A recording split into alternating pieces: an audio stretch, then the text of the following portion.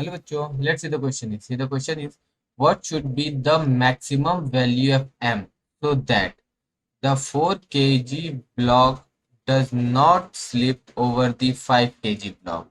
Take g is equals to 10 meter per second square. Here the option is A is 12 kg, option B is 8 kg, option C is 10 kg and option D is 6 kg. Okay. तो देखो जो हमें question में क्या दिया गया, कि हमें क्वेश्चन में बोल रहा है कि इस m का मास कितना हो कि अगर ये मूव करे तो ये जो 4 kg ब्लॉक है, 4 kg वो 5 kg के ऊपर से स्लिप ना हो। ठीक है, तो मान लेते हैं कि m kg। तो देखो अब इसका वेट फोर्स कितना लगेगा, नीचे mg होगा, इसके कारण ऊपर टेंशन लगेगा t और ये नीचे एक्सीलरेशन लगेगा m, कैपिटल M ए। ठीक है, अब देखो जब ये ब्लॉक यहाँ पे टेंशन टी है तो इधर भी टेंशन टी लगेगा टी।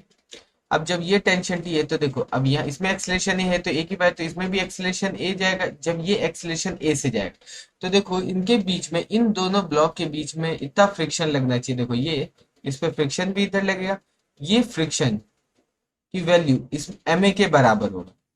तो देखो तो हम लिख सकते हैं कि फ्रिक्शन, देखो जो ये लिमिटिंग फ्रिक्शन है उसकी वैल्यू ग्रेटर देन और इक्वल टू होगा इसके फोर्स के बराबर, जो कितना है एम ए।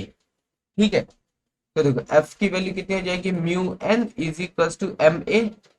तो म्यू एन, अब देखो इस पे हम देखेंगे 4 kg ब्लॉक है तो देखो ये 4 kg है तो इसका एम जी नीचे लगेगा, इसके नॉर्मल ऊपर। तो एन की वैल्यू किसके एम जी के बराबर हो जाएगी, M G is equal to M ए।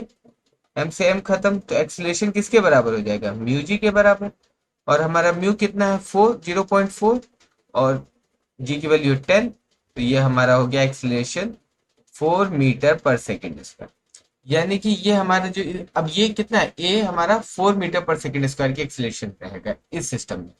ठीक है, तो अब देखो हम 5 kg ब्लॉक के लिए बात कर लेंगे। तो 5 kg ब्लॉक के लिए अगर हम लिखेंगे तो ये होगा, देखो अब 5 kg ब्लॉक का फ्री बॉडी डायग्राम देखो, इसके ऊपर इधर एक टेंशन लग रहा है और इधर एक फ्रिक्शन फोर्स लग रहा है और ये एक्सेलरेशन ए। तो ये हम लिख सकते हैं T minus F is equal to 5a। T minus F की जगह हम लिख सकते हैं mu N is equal to 5a, क्योंकि हमारा देखो अब म्यू एन, अब ये किसके कारण लग रहा है, ऊपर वाले ब्लॉक के कारण। तो म्यू एन किसके बराबर हो, हमारा एम ए के बराबर। अब मास कितना है उसका 4 kg और एक्सलेशन कितना है 4, तो हम लिख सकते हैं T minus 16 is equal to 5 × 4। तो ये हो जाएगा टी इज इक्वल टू हमारा कितना आ जाएगा 36 न्यूटन। यानी कि यहाँ पे जो टेंशन डेवलप हो रहा है वो कितना है 36 न्यूटन है।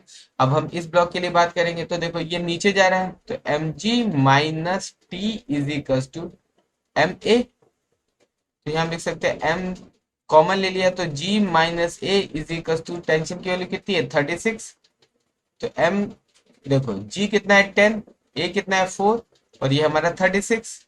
तो हमारा मास कितना आ जाएगा 36/6, दैट इज 6 kg।